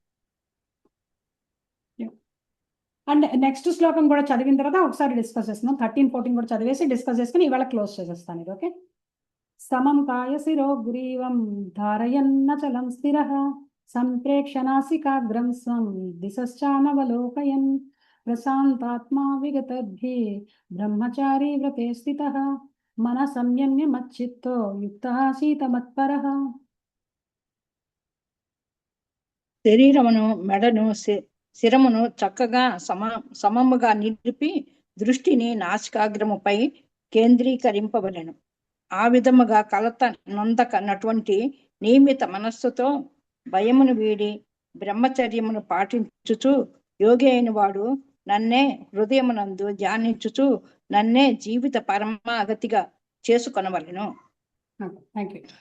సో ఈ 2 శ్లోకాలు డిస్కస్ చేసుకుని ఆపేద్దాం. ఇంకా ఫస్ట్ క్రైటీరియా ఏంటంటే సంసారాన్ని వదిలేయాలి. ముందు మనం చెప్తున్నాం కదా, ఈ యోగ సాధన, ఈ అష్టాంగ యోగ సాధనకి ఏంటంటే నో ఫ్యామిలీ లైఫ్, వదిలేయాలి. ఏకాకి యత చిత్తాత్మ వచ్చేయాలి. ఏకాకిగా ఒంటరిగా అడవిలోకి వచ్చేయాలి. వచ్చేసి అడవిలో అంటే ఇప్పుడు సిటీలో చేయలేం కదా ఇలాంటి యోగ సాధన. మీకు చెప్తున్నది ఇందులో ఫస్ట్ క్రైటీరియా ఏం చెప్పాడు? ధ్యానాభ్యాసం, యోగాభ్యాసం వరకు ఏకాంత స్థలమునకేగి నేలపై కుశగ్రాసమును పరిచి, అంటే కుశగ్రాసం అంటే దర్భలు అవి వేసి దాని మీద జింక చర్మం కప్పి దాని పైన వస్త్రం కప్పవాలి. అంటే మెత్తటి బట్ట దాని మీద వేయాలి. జింక చర్మం, కుశగ్రాసం అంటే దర్భలు, దానిపైన జింక చర్మం, దాని మీద వస్త్రం కప్పాలి. అదేంటంటే ఒక కైండ్ ఆఫ్ నేల మీద కూర్చున్నప్పుడు ఏంటంటే ఇన్సులేటింగ్ ఎఫెక్ట్ ఇస్తుందన్నమాట. చల్లగా మరీ చల్లతనం ఒంటికి పట్టేయకుండా దర్భలు, దాని మీద జింక చర్మం వేసి దానిపైన బట్ట వేస్తే ఏంటంటే మెత్తగా ఉంటుంది, కూర్చోవడానికి కంఫర్టబుల్ సీటింగ్ అరేంజ్మెంట్ అనమాట. అదర్వైజ్ ఏంటంటే సీటింగ్ సరిగా లేకపోతే మనం ఎప్పుడు డిస్టర్బ్ అవుతూనే ఉంటాం. అటు ఇటు కదిలి ఇటు కదిలి ఏదైనా గుచ్చుకుంటూ ఉంటే చేస్తాం కదా. అందుకని ఫస్ట్ సీటింగ్ అరేంజ్మెంట్ ప్రాపర్గా చేసుకోమని చెప్తున్నాను అనమాట. ఈ కుశగ్రాసాలు నేల మీద వేయడం వల్ల ఏమవుతుందంటే పాములు, ఇన్సెక్ట్స్ ఇలాంటివన్నీ దాని మీదకి రావు అనమాట. అవి కొంచెం ఆపుతాయి అన్నమాట వాటిని. సో దట్ ఏంటంటే యోగికి తన యోగ సాధనలో డిస్టర్బెన్స్ ఉండదు అన్నమాట. అన్నీ వేసిన తర్వాత దీని తర్వాత ఆ అట్టి ఆసనం అతి ఎత్తుగాను లేదు అతి కిందగాను ఉండక పవిత్ర స్థానంలో ఏర్పాటు కావాలను అన్నాడు. Not two high, not two లో. పై ఎత్తుగా ఉంటాయంటే పైనుంచి కింద పడిపోతాడేమో భయం ఉంటుంది, కిందగా ఉంటే పైన ఏమైనా రాళ్ళు దొల్లి మీద పడతాయేమో భయం వస్తుంది. సో ఈ 2 కాకుండా సమంగా ఉండాలని చెప్పి చెప్తున్నాడు. అండ్ తర్వాత పవిత్ర స్థలంలో ఏర్పాటు చేయమని చెప్పి చెప్తున్నాడు. మీరు యోగ సాధన చేసుకోవాలంటే శ్మశానానికి వెళ్ళి కూర్చొని యోగ సాధన చేయలేరు. బరియల్ గ్రౌండ్స్లో యోగ సాధన చేయలేరు అనమాట. ఎందుకంటే అక్కడ గోష్ఠులు, దయ్యాలు, పిశాచాలు తిరుగుతుంటాయి. అలాంటి చోట్ల యోగ సాధన చేయలేరు. పోనీ బార్లు, పబ్బులకి వెళ్ళి చేద్దాం అంటే అక్కడ కూడా చేయలేరు. గ్యాంబ్లింగ్ హౌస్లు అలాంటి చోట్ల యోగ సాధన అనేది జరగదు అనమాట. బట్ పవిత్ర స్థలం కావాలి. ఆ స్థలం యొక్క పవిత్రత వల్ల ఏంటంటే మంచి వైబ్రేషన్స్ వస్తాయి. సో దట్ అంటే యోగ సాధన నిరాటంకంగా సాగుతుంది అనమాట. మన ప్లేస్ని బట్టి మన యోగ సాధన సరిగ్గా జరుగుతుందో లేదని కూడా డిసైడ్ అయిపోతుంది. అందుకని ఎలాంటి ప్లేస్లో పడితే అలాంటి ప్లేస్లో యోగ సాధన చేయలేరు. ధ్యానం చేసుకునే వాళ్ళందరూ ఏంటంటే గుహల్లోకి వెళ్ళిపోయి ఎందుకు ధ్యానం చేసుకుంటారంటే రీజన్ ఇది. బయట ఉంటే మెటీరియల్ జనాలు డిస్టర్బ్ చేస్తూ ఉంటారు. మన ఇంట్లో ఫ్లాట్లో కూర్చొని తలుపులేసుకు చేద్దామంటే పక్కింటి వాళ్ళ టీవీలు సౌండ్లు వస్తుంటాయి. లేకపోతే కింద కారు హార్న్లు వినిపిస్తుంటాయి. ఈ యోగ సాధనకి ఏమి మనకి అసలు మన లైఫ్ కండ్యూసివ్గా లేదు. ఎక్కడికైనా వెళ్ళిపోవాలి, అడవిల్లోకి కానీ ఎక్కడైనా గుహల్లోకి కానీ వెళ్ళి చేసుకోవాలన్నమాట. అక్కడికి వెళ్ళిన తర్వాత ఈ హిమాలయాలు అలాంటి చోట్లకి వెళ్ళి తపస్సులు చేసుకోవాలన్నమాట. లేకపోతే పవిత్ర స్థలాలు, లేకపోతే కాశీ, అంటే కాశీలో ఇప్పుడు ఎంతవరకు పవిత్రం ఉందో తెలియదు, డిస్టర్బెన్స్ ఉంటుంది. కానీ చాలా ఐసోలేటెడ్ ప్లేసెస్కి వెళ్ళాలన్నమాట. అందరూ తిరిగే ప్లేసుల్లో యోగ సాధన, ఇలాంటి ధ్యాన యోగ సాధన చేయలేరు. ఇలా గంగ ఒడ్డున, యమున ఒడ్డున కూర్చుని దూరంగా, ఎవరికి దగ్గరగా, మనుషుల దగ్గర కాకుండా దూరంగా ఉండి సాధన చేయడానికి ట్రై చేస్తారు. మేము యాక్చువల్గా నా ఎక్స్పీరియన్స్ చెప్తాం. మేము ఒకసారి గుజరాత్ వెళ్ళాం అనమాట, ద్వారకా వెళ్ళాం. ఆ ద్వారకా దగ్గర ఒక కొండ గుహ దగ్గర చూస్తున్నాం అనమాట. మేము అన్ని ఆ ప్లేసెస్ విజిట్కి వెళ్ళాం కదా, అక్కడ చూస్తుంటే ఒక గుహ లోపల ఒక ఆయన కూర్చొని ధ్యానం చేసుకుంటున్నాడు, గుహ లోపల అనమాట. మాకు ఫస్ట్ ఎవరో మనిషి ఉన్నట్టు అనిపించింది, దగ్గరికి వెళ్ళి చూస్తే ఒక ఆయన ధ్యానం చేసుకుంటున్నాడు. ఇంకా అందరికీ మాకేంటంటే ఆయన చూస్తే మాకు భయం వేసింది. ఫస్ట్ ఆయన ధ్యానం చేసుకుంటున్నాడు, ఎప్పటి నుంచి చేస్తున్నాడో తెలియదు. ఇంక అందరం గాంగా బయటకు వచ్చేసాం. బయటకు వచ్చి మన జపం అది చాంటింగ్ గట్టిగా బయటికి భజన అది చేశారనమాట. భజన చేసినా కూడా ఆయన డిస్టర్బ్ అవ్వలేదు. అందరూ భజన చేసినా కూడా ఆయన డిస్టర్బ్ అవ్వలేదు. లోపల గుహ లోపల కూర్చుని ఉన్నాడు అనమాట. అంటే ఇప్పటికీ కొంతమంది పీపుల్ అలా ట్రై చేస్తున్నారు ఆఫ్ కోర్స్. ఓకే, సో ఈ యోగ సాధనలో ఇది పాయింట్స్ చెప్పాడు. తర్వాత నెక్స్ట్ ఏంటి, సమంకాయ శిరోగ్రీవం ధారయన్ అచల స్థిరం అంటే ఏంటంటే శరీరంలో మెడని శిరస్సుని స్ట్రైట్ గా పెట్టాలట. ఇలా కూర్చోకూడదు అనమాట, స్ట్రైట్ గా పెట్టాలి, నడుము స్ట్రైట్ గా పెట్టాలి. పెట్టి నాసికాగ్రంపై దృష్టి పెట్టాలట. పెట్టి కలతనందనటువంటి మనసుతో భయమును విడిచి చేయాలట. మనం ఇప్పుడు కళ్ళు మూసుకొని కూర్చుని ముక్కు మీద అర్ధనిమీలిత నేత్రాలతో ఉంటాం. కళ్ళు పూర్తిగా మూయకూడదు, పూర్తిగా మూస్తే నిద్రపోతాం.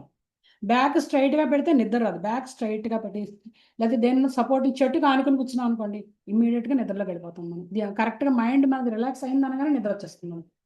అందుకని ఏంటంటే కళ్ళు పూర్తిగా మూయకూడదు, హాఫ్ క్లోజ్డ్ ఐస్ అనమాట. అర్ధనిమీలిత నేత్రాలతో ఇక్కడ ధ్యానం పెట్టి, ముక్కు కొస మీద ధ్యానం పెట్టి చేయమని చెప్తున్నాడు అన్నమాట. అలా చేసి అది కూడా మైండ్ స్థిరంగా ఉండాలి, భయం ఉండకూడదు అనమాట.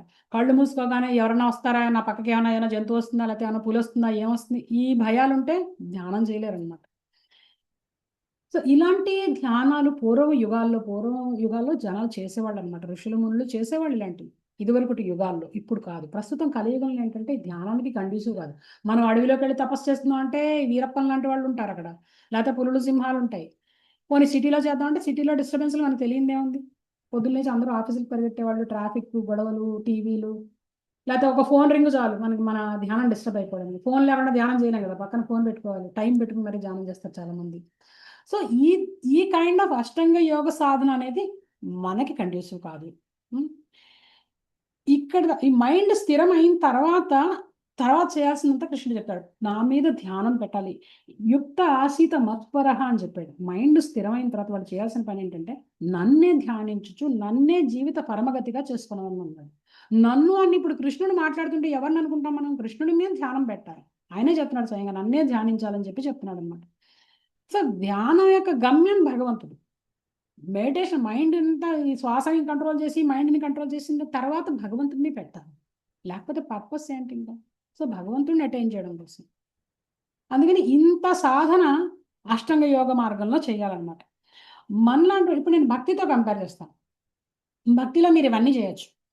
భక్తిలో మీరు యమ నియమాలు పాటిస్తాం. మనకు కూడా డూస్ డోంట్స్, రెగ్యులేటివ్ ప్రిన్సిపల్స్ ఉన్నాయి. భక్తి చేసే వాళ్ళకి కూడా మేము అన్ని ఏ పడితే తినడం, ఎలా పడితే ఎలా ఉండడం, చాలా రెస్ట్రిక్షన్స్ ఉన్నాయి. మాకు కూడా భక్తి చేసే వాళ్ళకి రెస్ట్రిక్షన్స్ ఉంటాయి. డూస్ డోంట్స్ చేస్తాం. తర్వాత ప్రాణాయామం, ఎందుకంటే మనకి బాడీ హెల్తీగా ఉండాలంటే ప్రాణాయామం చేయాలని చెప్పి ప్రాణాయామం చేస్తున్నారు అందరూ. తర్వాత ఆసన స్థితిలో కూర్చున్న కాసేపు ప్రశాంతంగా కూర్చుని రైట్ పొజిషన్లో ఆసన స్థితిలో కూర్చుని కాసేపు ధ్యానం చేయడానికి ట్రై చేస్తాం. అవన్నీ ఏంటంటే మైండ్ని కంట్రోల్ చేయడానికి అనమాట.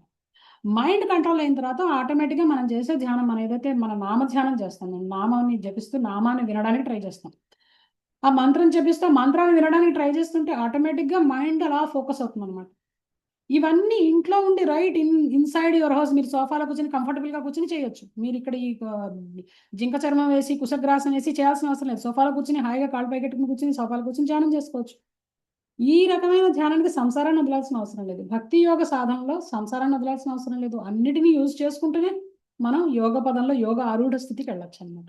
అది ఫైనల్గా ఇప్పుడు కృష్ణుడు ఈ యోగ సాధన గురించి అంతా చెప్పిన తర్వాత ఫైనల్గా ఏంటంటే ఇది నాట్ సూటబుల్ ఫర్ యూ అని చెప్పి చెప్తాడు అనమాట. ఫైనల్గా చెప్తాడు, ఇది ప్రస్తుతం జనాలకి, కలియుగల జనాలకి ఈ అష్టాంగ యోగ సాధన అనేది సాధ్యం కాదు. సో సో బెస్ట్ భక్తి యోగ సాధన అనమాట. అర్జునుడికి కూడా చెప్పారు. ఆ తర్వాత అర్జునుడు నేను చేయలేని మనసు కంట్రోల్ చేయడం, నేను గాలిని కంట్రోల్ చేయగలను అని చెప్పిన తర్వాత అప్పుడు అక్కడి నుంచి కృష్ణుడు భక్తి యోగంలోకి కన్వర్ట్ చేస్తాడు అనమాట. కర్మయోగం, జ్ఞానయోగం, ధ్యాన యోగం అని చెప్పిన తర్వాత నెక్స్ట్ 7th చాప్టర్ నుంచి కృష్ణుడు భక్తి యోగానికి టర్న్ చేస్తాడు అనమాట. సో భక్తి యోగంలో మనం ఇదే అచీవ్మెంట్ ఏదైతే ఉంటుందో, ఈ యోగ సాధన చేసే, ఈ హిమాలయాల్లో కూర్చొని తపస్సు చేసే వాళ్ళందరూ ఏదైతే సాధిస్తారో అది మనం ఇంట్లో కూర్చుని మన పనులన్నీ చేసుకుంటూ, మన ఉద్యోగాలు చేసుకుంటూ ఆ గోల్ని మనం కూడా సాధించగలం. ఆ గోలే కాదు, అంతకన్నా హైయెస్ట్ గోల్ సాధించగలం. అది భక్తి యోగం యొక్క స్పెషాలిటీ. ఓకే, ఇవాళ క్లాస్ ఇక్కడతో ఆపేస్తాం. నెక్స్ట్ వీక్ నుంచి 15వ శ్లోకం నుంచి స్టార్ట్ చేస్తాం. ఓకే, 14th రాకుండా. ఓకే, అందరికీ హరే కృష్ణ. ఎక్కడేమన్నా క్వశ్చన్స్ ఉంటే అడగండి.